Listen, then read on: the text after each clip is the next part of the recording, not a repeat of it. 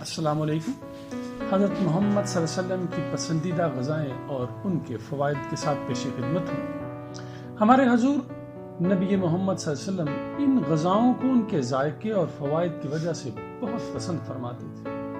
سب سے پہلے کھجور اہل عرب عموماً خوراک کے طور پر استعمال کرتے تھے۔ حضور نبی کریم صلی اللہ علیہ وسلم نے کھجور کی بڑی تعریف فرمائی، خصوصاً اجوا کھجور کی۔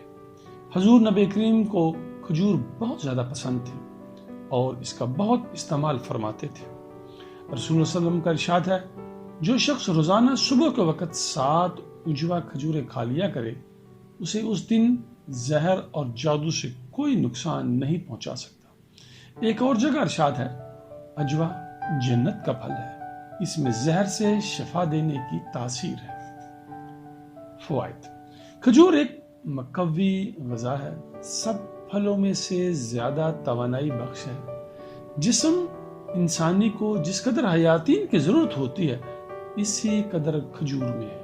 کھجور جسم کو فربا کرتی ہے، سالے خون پیدا کرتی ہے، سینہ اور پھیپھڑوں کو قوت بخشنے کے لیے اس سے بہتر کوئی چیز نہیں ہے۔ زیتون: حضرت محمد صلی اللہ علیہ وسلم نے زیتون کو بہت پسند فرمایا ہے۔ نبی کریم روٹی کو روغن زیتون سے چوپڑ کر تناول فرمایا کرتے تھے۔ قرآن میں زیتون کا ذکر آیا ہے۔ رسول اللہ صلی اللہ علیہ وسلم نے ارشاد فرمایا کہ زیتون کا تیل کھاؤ اور مالش میں استعمال کرو، اس لیے کہ وہ مبارک درخت سے پیدا ہوتا ہے۔ فوائد: زیتون کا تیل دنیا کا واحد تیل ہے جو چربی میں تبدیل نہیں ہوتا۔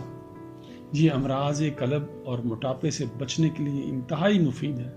روغن زیتون استعمال کرنے والے افراد دل کی بیماریوں سے محفوظ رہتے ہیں۔ زیتون جوڑوں اور پٹھوں کے درد، سانس کی بیماریوں، کولیسٹرول کے مسائل، بلڈ پریشر، گردوں کے امراض، موٹاپے اور فالج سمیت مختلف امراض سے انسان کو محفوظ رکھنے کی غیر معمولی صلاحیت رکھتا ہے۔ دودھ رسول اکرم صلی اللہ علیہ وسلم کی پسندیدہ غذا رہی ہے۔ نبی کریم صلی اللہ علیہ وسلم کو دودھ بہت پسند تھا۔ آپ صلی اللہ علیہ وسلم اکثر گائے اور بکری کا دودھ استعمال فرماتے۔ آپ صلی اللہ علیہ وسلم کا ارشاد ہے، کوئی چیز ایسی نہیں جو طعام اور مشروب دونوں کا کام دیتی ہو سوائے دودھ کے۔ حضرت صہیب رضی اللہ عنہ سے روایت ہے کہ آپ صلی اللہ علیہ وسلم نے ارشاد فرمایا، تم لوگ گائے کے دودھ کو اپنے لیے لازم قرار دے دو، کیونکہ یہ شفا بخش ہے اور اس کا گھی دوا ہے۔ فوائد: حضرت انسان کے لیے ایک مکمل غذا ہے اور اس سے بہتر غذا شاید ہی ہو۔ دودھ میں جسم کی ضرورت کے مطابق تمام اجزاء موجود ہیں جن سے جسم صحت مند رہ سکتا ہے اور اس کی نشو و نما صحیح ہو سکتی ہے۔ جن علاقوں کے لوگ دودھ استعمال کرتے ہیں ان کی عمریں زیادہ ہوتی ہیں۔ شہد: رسول اکرم صلی اللہ علیہ وسلم کو شہد بہت پسند تھا اور اس کا بہت استعمال فرماتے تھے۔ حضرت عائشہ سے روایت ہے کہ آپ صلی اللہ علیہ وسلم شہد پسند فرماتے تھے۔ شہد کی شفا بخشی کا ذکر قرآن میں بھی آیا ہے اور اسے موت کے علاوہ ہر مرض کا علاج قرار دیا گیا ہے۔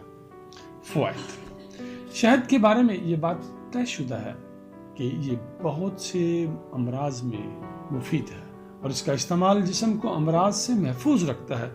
تمام تر کاوشوں کے باوجود اب تک شہد کا متبادل تلاش نہیں کیا جا سکا۔ شہد کی ایک خوبی اس کے رس کا جلد اثر کرنا اور قدرتی اینٹی بائیوٹک ہونا ہے۔ یہ حلق سے نیچے اترتے ہی خون میں شامل ہو جاتا ہے۔ نوزائیدہ بچے سے لے کر جاں بلب مریض تک سب کے لیے غذا اور دوا ہے۔ حضور اکرم صلی اللہ علیہ وسلم کو سبزیوں میں کدو بہت پسند تھا۔ حضرت انس سے حدیث مروی ہے کہ آپ صلی اللہ علیہ وسلم کو ایک دعوت میں جو کی روٹی اور کدو گوشت کا شوربہ پیش کیا گیا۔ میں نے حضور نبی کریم صلی اللہ علیہ وسلم کو دیکھا کہ پیالے کے کناروں سے کدو تلاش فرما کر تناول فرما رہے تھے۔ میں اس روز کے بعد ہمیشہ کدو کو پسند کرنے لگا۔ فوائد: کدو ایک سبزی ہے جو ذائقہ میں لذیذ اور تاثیر میں زود ہضم، صحت بخش اور دماغی صلاحیتوں کو بڑھانے والا ہے۔ کدو مفرح قلب، जिगर और आसाब के लिए मुफीद सब्जी है। जौ की रोटी। नबी करीम सल्लल्लाहु अलैहि वसल्लम की मरगूब ग़िज़ाओं में जौ भी शामिल है। हज़रत मोहम्मद सल्लल्लाहु अलैहि वसल्लम जौ की रोटी को बहुत पसंद फरमाते थे। हजूर सल्लल्लाहु अलैहि वसल्लम ने अपनी सारी ज़िंदगी में कभी भी मैदा की रोटी तनावल नहीं फरमाई। अबू दाऊद में हदीस है कि आप सल्लल्लाहु अलैहि वसल्लम ने जौ की रोटी का टुकड़ा लिया और उस पर खजूर रखी और फरमाया कि ये इसका सालन है और तनावल फरमाया। फ़वाइद। कुदरत ने जौ में जिस्मानी क़ुव्वत का बेशबहा ख़जाना छुपा कर हमें बख्शा है। कदीम ज़माने से जौ का इस्तेमाल बतौर इलाज और क़ुव्वत बख्श ग़ज़ा में होता चला आ रहा है। जौ में जिस्म को तवानाई बख्शने वाले अज्जा की खासी मिकदार पाई जाती है। इसमें 80% निशास्ता, लहमियात और फास्फोरस की बड़ी मिकदार मौजूद होती है जो ब्लड प्रेशर को फ़ायदा पहुंचाता है, हिद्दत को कम करता है, प्यास बुझाता है, जोड़ों के दर्द को फ़ायदा पहुंचाता है, चूँकि जहरीले मादों के अखराज करता है, इसलिए मुहासे, चेहरे के दानों और इस सिलसिले में दूसरी जल्दी बीमारियों को दूर करता है। ये हमारी जिस्मानी सेहत के लिए टॉनिक का दर्जा रखता है। इन्हें अपनी रोज़मर्रा की ग़िज़ा में शामिल रखें और सेहतमंद रहें। सिरका। हमारे प्यारे नबी सल्लल्लाहु अलैहि वसल्लम को सिरका भी बहुत पसंद था। आप सल्लल्लाहु अलैहि वसल्लम ने न सिर्फ सिरका को तनावल फरमाया बल्कि इसकी तारीफ भी फरमाई। हदीस में है कि हजूर अकरम सल्लल्लाहु अलैहि वसल्लम ने इरशाद फरमाया है कि सिरका भी कैसा बेहतरीन सालन है। हज़रत उम्मे हानी फरमाती हैं कि हजूर नबी करीम मेरे घर तशरीफ़ लाए और फरमाया, क्या तेरे पास खाने के लिए कोई शय है? मैंने अर्ज़ की, सूखी हुई रोटी और सिरका के सिवा कुछ भी नहीं। हजूर अकरम सल्लल्लाहु अलैहि वसल्लम ने फरमाया, वही ले आओ, मगर सालन से खाली नहीं जिस घर में सिरका हो। फ़वाइद। सिरका का इस्तेमाल ज़ियाबितिस और खून में ग्लूकोज की मिकदार को दुरुस्त करने के लिए फ़ायदेमंद होता है। सिरका का खाने में इस्तेमाल इस एहसास को बढ़ा देता है कि अब भूख नहीं, यानी इंसान कम खाता है और इस तरह निज़ाम भी बेहतर रहता है। गोश्त आप सल्लल्लाहु अलैहि वसल्लम की मरगूब ग़िज़ा थी। हज़रत सल्लल्लाहु अलैहि वसल्लम ने फरमाया, दुनिया और जन्नत दोनों जगह सब खानों का सरदार गोश्त है। हजूर अकरम सल्लल्लाहु अलैहि वसल्लम ने शोरबे वाला और भुना हुआ गोश्त शौक से तनावल फरमाया। हज़रत अबू हुरैरा फरमाते हैं, हुजूर अकरम सल्लल्लाहु अलैहि वसल्लम की खिदमत अक़दस में कहीं से बकरे का गोश्त आया, उसमें से दस्त का गोश्त खिदमत अक़दस में पेश किया गया। आप सल्लल्लाहु अलैहि वसल्लम ने उसको दांतों से काट कर तनावल फरमाया। फ़वाइद। गोश्त जिसमें इंसानी की सेहत व तवानाई के लिए बहुत मुफीद करार दिया जाता है। इसमें जिस्म की ताकत व तवानाई के लिए अहम अज्जा मौजूद होते हैं। अंजीर भी हज़रत मोहम्मद सल्लल्लाहु अलैहि वसल्लम की पसंदीदा ग़िज़ाओं में से एक है। हज़रत मोहम्मद सल्लल्लाहु अलैहि वसल्लम ने फरमाया, इंजीर जन्नत का फल है। फ़वाइद। अंजीर का फल बुढ़ापे को रोकता है, यानी इस फल के खाने से बुढ़ापा जल्दी नहीं आता।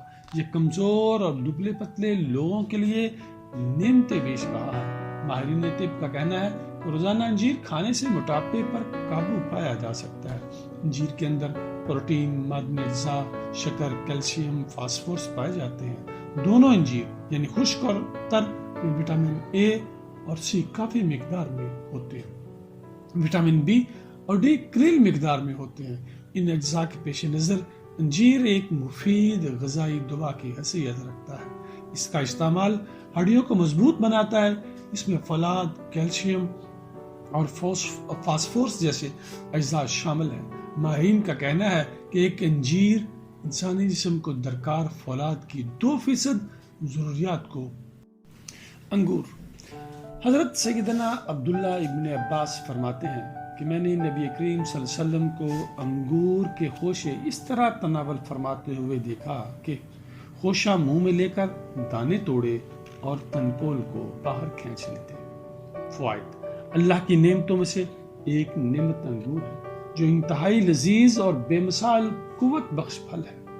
इसे सेहत व तवानाई और फरहत इन बसात फराहम करने के लिहाज से एक अछूता और पुरकशिश फल तस्वर किया जाता है। अंगूर में carbohydrates, protein, vitamin A, vitamin C, calcium اور آئرن پائے جاتے ہیں جو انسانی صحت کے لیے بہت مفید ہوتے ہیں۔ یہ ہر عمر کی خواتین کی توانائی کی ضروریات پوری کرتا ہے، جسم میں تازہ اور مصفہ خون پیدا کرنے کا سبب بنتا ہے۔ اس کے اندر بے پناہ غذائیت ہوتی ہے۔ اس کا رس نہ صرف معدے کی رطوبت کو مزید ہاضم بناتا ہے بلکہ نظام کو بھی کے بعد خون میں شامل ہو کر خون کو صحت مند بناتا ہے۔